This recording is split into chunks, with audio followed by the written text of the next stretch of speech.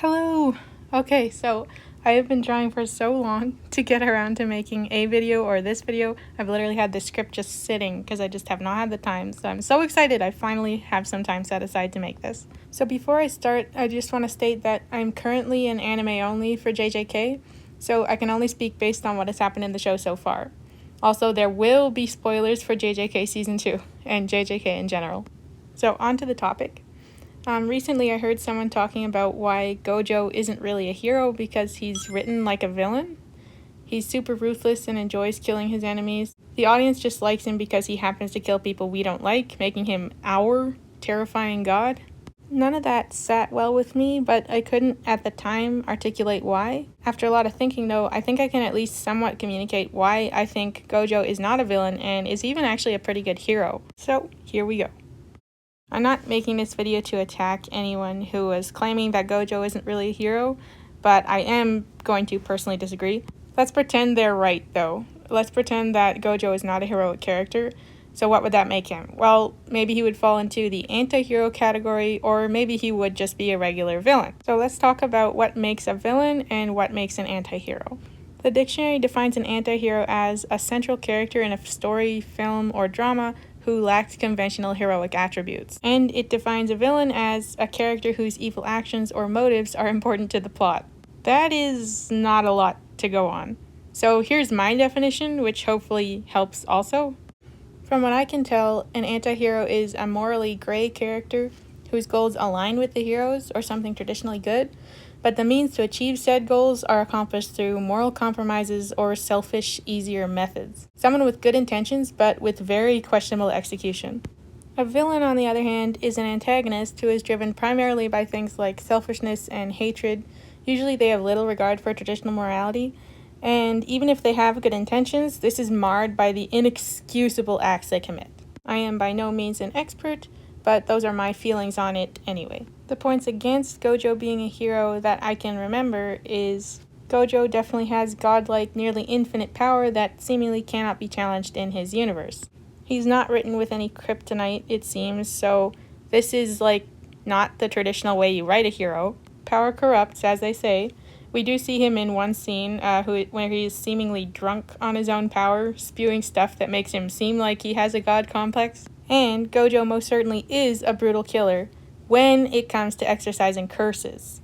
Not only that, but he seems to get a real kick out of the act of killing these monsters. Other points against him include Gojo acting rebelliously towards his more conservative superiors, blatantly disrespecting them often, and even saying at one point that he would kill them without hesitation. Okay, so it is definitely true that Gojo is ridiculously OP. The only way anyone can even hope to have any kind of chance against him is if they use his care for his students and other innocent civilians to distract or delay him. But that in itself seems like a characteristic of a hero to me. Exercising restraint and self-control is not something we often see villains doing, and not always anti-heroes either. And yet, this is exactly what Gojo is doing at times. For example, when Gojo is facing Jogo at the Shibuya station, Jogo uses the innocent bystanders to make it impossible for Gojo to stop him without killing any people in the process. In response, Gojo has to utilize a technique that is so difficult it can only be accomplished in 0.2 of a second, I think, in order to avoid this, even though he could have very easily destroyed Jogo along with some humans otherwise. Taking responsibility when having monstrous power is not something you'd normally see a villain do, and not an anti-hero either. He takes full responsibility for his students' actions, using his immense power as sort of like a reassurance or collateral. Literally the entire country depends on Gojo for their safety, so when he's sealed away in Season 2, crime goes up And while he did say he would kill his superiors in a heartbeat, he doesn't do this. If he did, I probably would place him in the anti-hero category. That seems pretty extreme, even though his concerns about them are justified. That seems too similar to me to what they're doing. Like, his superiors are willing to execute high school students simply on the chance that they could become too dangerous one day. But Gojo doesn't kill his superiors because he knows that won't bring about the change he wants, and opts instead to advocate for the next generation of sorcerers, taking them under his wing and nurturing their talents so that one day, hopefully they can manage things much better than the current generation is. I think he also wants to protect their innocence so that hopefully they never have to experience the horrors that he has. You've probably seen this image or the scene where this image takes place floating around the internet. Gojo appears to be acting crazy, almost high, screaming about being the only honored one. He seems out of control. The context of this scene, however, is that Gojo literally almost died. This scene takes place when Gojo is a much younger and less experienced sorcerer. He nearly died brutally, and the only reason he didn't was because he managed to conduct a reverse curse technique that he didn't even know he was capable of at the last second. And on top of that, he and Gato failed their extremely important mission. As unsettling as this scene is, someone else brought to my attention that this may not be Gojo developing a god complex so much as he is in absolute shock. And who wouldn't be? And as for how sadistic and brutal he is when he kills, keep in mind that the quote-unquote people he kills aren't people at all, they're evil spirits. With very few exceptions like Rika, curses view humanity as nothing. Countless innocent people are murdered by them all the time. If anyone deserves to die like that, it's them. This is even more understandable if you consider that killing curses is literally the responsibility of all the main characters in this show. And even with the exception of killing actual humans who use sorcery for evil, the only exception I can think of is Gato. Gojo does kill Gato, but he takes absolutely no pleasure in killing him, because Gojo loves Gato. He was his best and only friend. In fact, he at first literally can't bring himself to do it and lets him go, despite knowing that people will die as a result. But again, I've been using this word a lot, Gojo takes responsibility for this and finishes the job when he encounters him again in the Zero movie. I actually think the best thing about Gato as a character, aside from being super attractive and having a beautiful English dub voice, Hey. Satoru. Long time no see. is that his existence causes Gojo as a character to develop beautifully. Gato used to be the one telling Gojo that they need to protect the weak, back when Gojo was a lot more careless and irresponsible. But after a now disillusioned Gato turns on the rest of humanity, Gojo is forced to confront himself. Maybe if he had spent more time with Gato or realized what was happening, he could have saved him. And if someone like Gato could change so drastically, that means so could he. And with Gojo's level of power, nothing would be left off the table. Villains don't take this kind of accountability unless they're having a redemption arc or something. This is pretty much classic superhero ideology. And even with the gleeful way that Gojo brutalizes curses, he's someone who's mostly lost his joy in life. And with the weight of the country literally on his shoulders, maybe he needs to let off some steam in some way.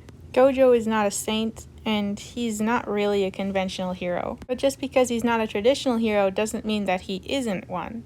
This reminds me a little bit of another character who I think is really good, who I've heard being called a bad character because he doesn't have a clear motivation.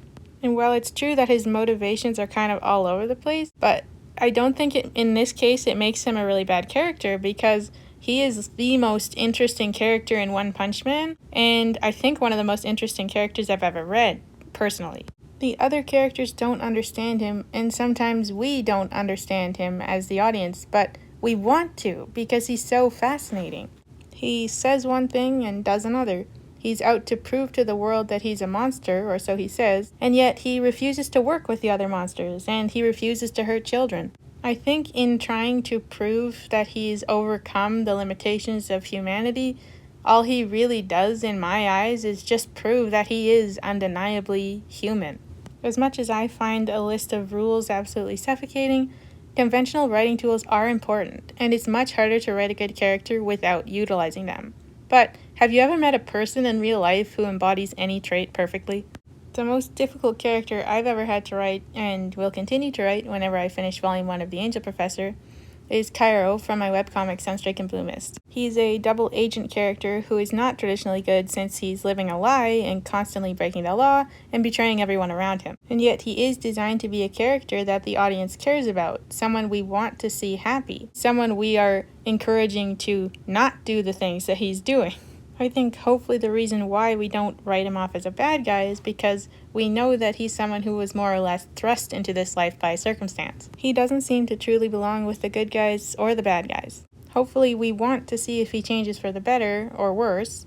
Which side of his life will he choose, if he does in fact choose at all?